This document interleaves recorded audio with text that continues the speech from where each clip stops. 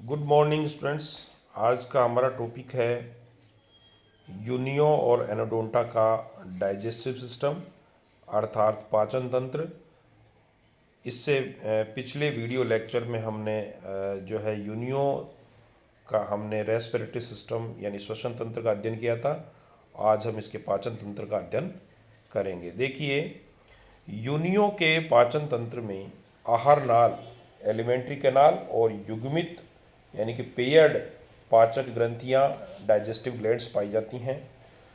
देखिए, सबसे पहले हम बात करें आहार नाल यानी कि एलिमेंट्री कैनाल की। आहार नाल एक लंबी और कुंडलित नली होती है जिसमें निम्न भाग होते हैं। पहला भाग की बात करें, मुख माउथ, यह आहार नाल का प्रथम भाग है।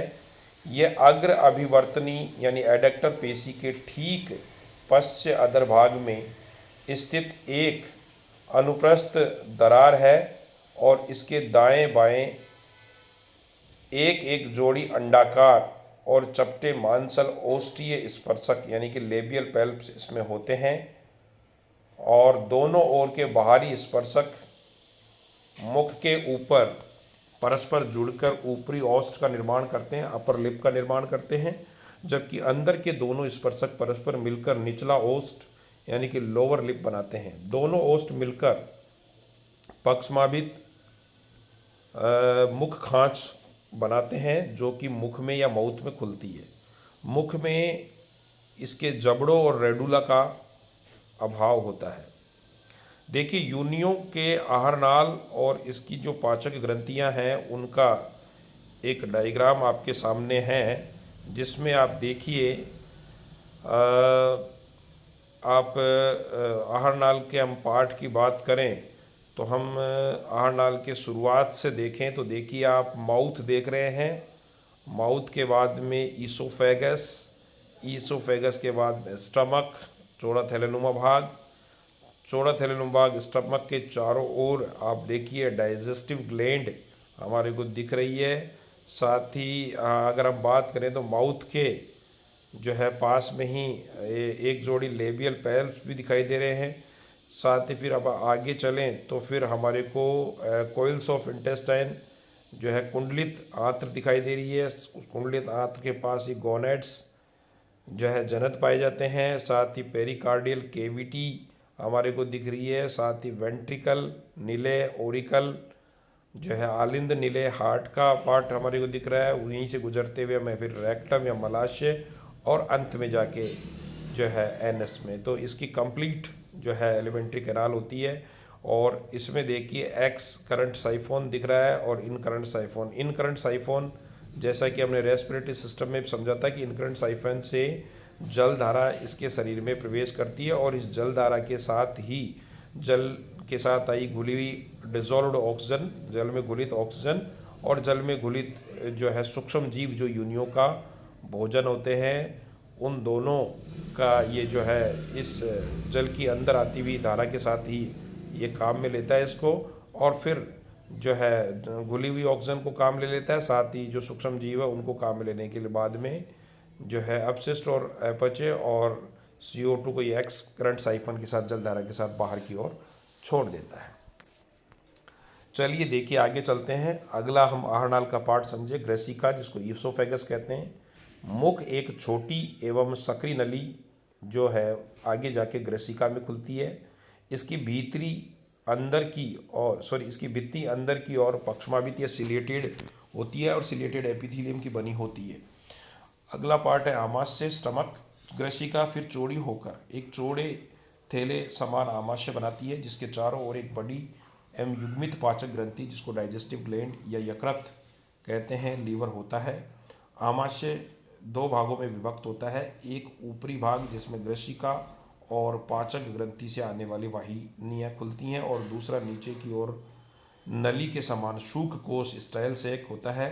शुक कोश के अंदर एक जिलेटिनी शलाखा होती है जिसे क्रिस्टलीय शूक या क्रिस्टलाइन स्टाइल कहते हैं। यह शलाखा शूक कोश की पक्षमाभित उपकला द्वारा स्रावित म्यूकोप्रोटीन की सकेंद्रित परतों की बनी होती है और इसमें एमाइलेज तथा ग्लाइकोजिनेज नामक पाचक एंजाइम पाए जाते हैं। तो यह प्रश्न भी बहुत कंपटीशन में पूछ लिया जाता है कि कौन से एंजाइम इसके अंदर पाए जाते हैं, तो आपको लिखना है एमाइलेज और ग्लाइकोजिनेज। ये याद रखना है आपको। सूख कोष के पक्षमाभ क्रिस्टलीय सूख को पेच की भांति जो है घुमाते हुए फिर आगे की ओर धकेलते रहते हैं, जिसके फलस्वरूप इसका स्वतंत्र सिरा आमाशय की भित्ति से टकराता है और आमाशय के इस भाग का क्यूटिकल जो आस्तर होता है वो मोटा होकर जठर ढाल या गैस्ट्रिक शिल्ड का निर्माण करता है। जब क्रिस्टलीय सूख का सिरा इस जठर ढाल से टकराता है तो इससे एंजाइम युक्त छोटे छोटे टुकड़े टूटकर भोजन कणों के साथ मिलते रहते हैं, और जब जंतु भोजन लेना बंद कर देता है या जब उसे जल से बाहर निकाल दिया जाता है तो धीरे धीरे संपूर्ण क्रिस्टलीय सूख घुल जाता है। आमाशय का ऊपरी भाग पाचक ग्रंथि की वाहिनियों व छिद्रों के चारों ओर वलित या फोल्डेड हो जाता है। यह वलन चयन विधि जो कि शॉर्टिंग मैकेनिज्म होती है उसमें सहायक होते हैं, अर्थात व्यर्थ के पदार्थों को यह आंत्र में, महीन और आंशिक रूप से पचे हुए भोजन कणों को पाचक ग्रंथि की वाहिनियों में और पाचक ग्रंथि से लौटकर आए उत्सर्जी पदार्थों को आमाशय में स्थित भोजन कणों में पुनः न मिलने देकर आंत्र में संचालित करते रहते हैं। ये बड़ा महत्वपूर्ण काम है, ये सॉर्टिंग मैकेनिज्म या चयन विधि कहलाती है। अगला है आंत्र, जो है आहरनाल का अगला पार्ट। आमाशय के पाश्चात्य सिरे से आंत्र आरंभ होती है और यह अंतरंग पुंज से कुंडलित रूप में गुजरती हुई नीचे की ओर पाद या फूट में बढ़ जाती है, जहाँ यह जनन ग्रंथि द्वारा घिरी रहती है। इसका कुंडलन एक विशेष प्रकार का होता है। इसकी आरोही भुजा अवरोही भुजा के समानांतर होकर अंत में मलाशय में खुल जाती है। मलाशय रेक्टम की बात करें, आंत्र का पश्चिम अंतस्थ भाग रेक्टम कहलाता है। इसकी भित्ति अंदर की ओर एक अनुदैर्ध्य मध्य अधर वलन या फोल्ड बनाती है, जिसे आंत्र वलन या टिफ्लोसोल कहते हैं। मलाशय पीछे की ओर हृदय आवरणी गुहा में हृदय के निलय यानी वेंट्रिकल से गुजरकर पश्च अभिवर्तनी पेशी के ऊपर से गुजरता है और अंत में गुदा या एनस द्वारा अधिक्लोम कक्ष के पिछले भाग यानी अवस्कर क्लोका में खुल जाता है। पाचक ग्रंथि डाइजेस्टिव ग्लैंड, यूनियो की पाचक ग्रंथि को पाचक अंधनाल या डाइजेस्टिव डाइवर्टिकुलम या फिर लीवर या यकृत कहते हैं। यह आमाशय के चारों ओर गहरे भूरे या हरे रंग की बड़ी एवं युग्मित यानी पेयर्ड स्ट्रक्चर होती है। यह अनेक वाहिनियों द्वारा आमाशय के ऊपरी भाग में खुलती है। ओवन ने 1955 में बताया कि लेमेली ब्रैंक मोलस्क जंतुओं जैसे यूनियो की पाचक ग्रंथि की वाहिनियों में दो मार्ग होते हैं, जिनमें से एक अपक्षमाभी अंतर्वाही मार्ग भोजन कणों को पाचक ग्रंथि में अंदर ले जाने के लिए और दूसरा पक्षमाभी बहिर्वाही मार्ग उत्सर्जी पदार्थों को पाचक ग्रंथि से आमाशय में भेजने के लिए होता है। इस ग्रंथि से केवल पाचक एंजाइमों का ही स्रवण नहीं होता, वरन इसकी कोशिकाएं छोटे छोटे भोजन कणों का अंतर्ग्रहण करके उनका अंतः कोशिकीय पाचन भी करती है। यह बड़ा महत्वपूर्ण चीज़ है, महत्वपूर्ण बात है। अगला देखिए, भोजन एवं श्वसन क्रिया, फूड एंड फीडिंग की बात करें। यूनियो प्लवक भोजी प्लैंक्टोनिक फीडर जंतु है,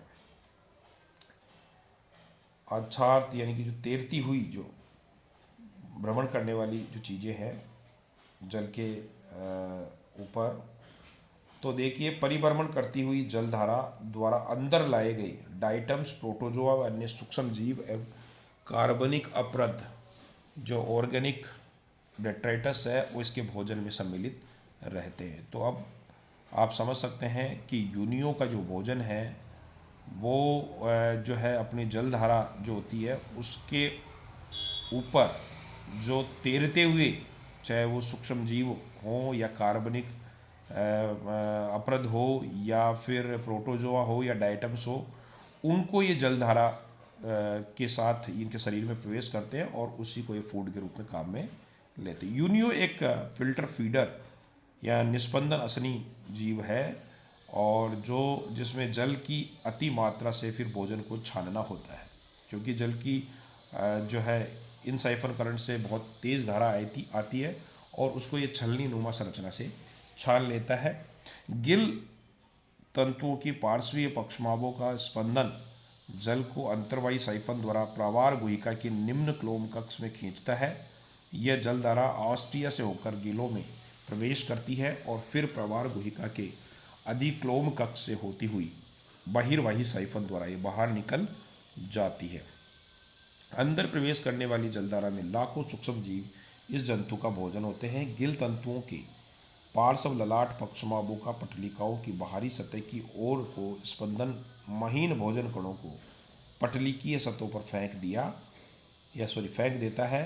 रेत के भारी कण गिल सतहों से प्रवार को स्पर्श करने वाले पटलों के किनारे पर पहुंचा दिए जाते हैं, जहां से इनको प्रवार गुहिका की तली में गिरा दिया जाता है और पटलिकाओं की सतहों से निकलने वाले श्लेष्मा आवरण में भोजन कण फंस जाते हैं और गिल तंतुओं के ललाट पक्षमाभ आहार खांच की दिशा में फिर स्पंदन करते हैं, जिससे श्लेष्मा आवरण खांच की ओर गति करने लग जाता है। प्रत्येक गिल पटल के दोनों ओर का श्लेष्मा यानी म्यूकस आहार खांच में फूड ग्रूव में प्रवेश कर जाता है और आहार खांच के पक्षमाभों के स्पंदन द्वारा भोजन मुख की ओर बढ़ता है। जब यह ओष्ठीय स्पर्शकों के बीच पहुंचता है तो ओष्ठीय पैल्पों की अंदर की सतह पर स्थित वलनों की यानी फोल्ड की एक श्रेणी द्वारा फिर इसकी छटनी होती है और इन वलनों के बीच फोल्ड्स के बीच की नालियों में पक्षमावी मार्गों का एक समुच्चय बाहर की ओर को स्पंदन करता है, जिसके कारण श्लेष्मा में स्थित अधिक भारी कण नालियों में गिर जाते हैं और पक्षमावी मार्गों का एक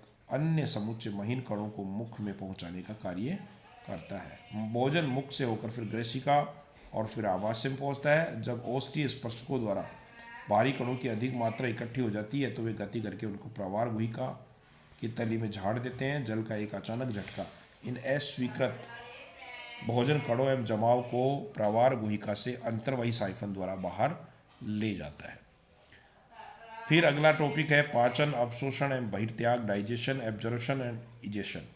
आमाशय में भोजन कणों की छटनी, पिसाई, पाचन एवं आंशिक अवशोषण होता है और क्रिस्टलीय सूख एवं मथनी एवं पहिया और धुरी यंत्र जो विंडलेस की भांति कार्य करते हैं और सूख कोश के पक्षमाभों द्वारा इसके घूमने से आमाशय में प्रवेश करने वाले धागे के समान श्लेष्मा आवरण से भोजन के कण पृथक हो जाते हैं और आमाशय के निम्न पीएच के कारण श्लेष्मा की शांतता यानी विस्कोसिटी में कमी हो जाती है, जिससे श्लेष्मा आवरण से भोजन कणों के पृथक होने में सुविधा होती है और क्रिस्टलीय सूख आमाशय तरल में अपना एमाइलेज एंजाइम स्रावित करता है, जिससे आमाशय में ही कार्बोहाइड्रेटों का बहिर्कोशिकीय या एक्स्ट्रा सेलुलर पाचन हो जाता है।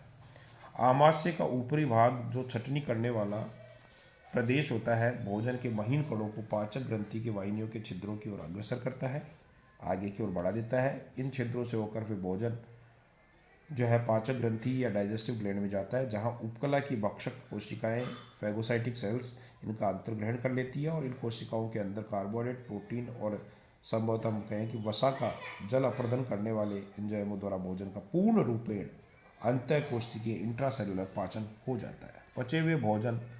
पचे हुए पोषक पदार्थों का फिर रुधिर द्वारा अवशोषण हो जाता है और भोजन का बिना पचा हुआ या अपचा भाग जो है वापस आमाशय में भेज दिया जाता है।